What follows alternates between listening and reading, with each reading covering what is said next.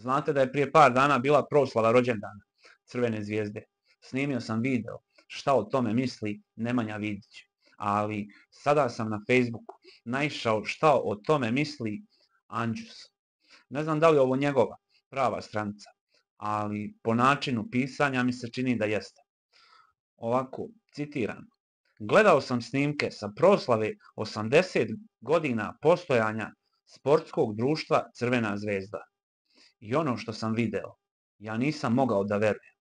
U trenutku sveopšte krize i haosa, izvorno narodni klub deluje kao neka gerilska organizacija, odmetnuta od tog istog naroda.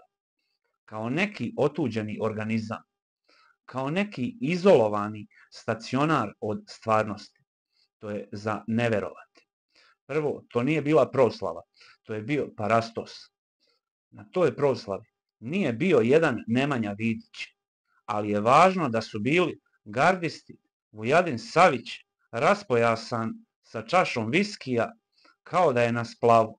I važno je da su odledili i dokotrljali Tozu Mijailovića, koji misli da je na osnivačkoj skupštini Omladinskog fiskulturnog društva.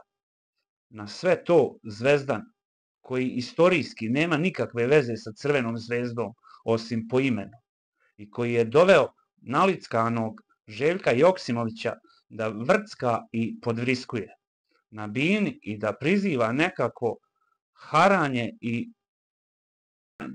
dok mu ovaj za stolom u mraku lukavo i namazano suprugu priprema za isto.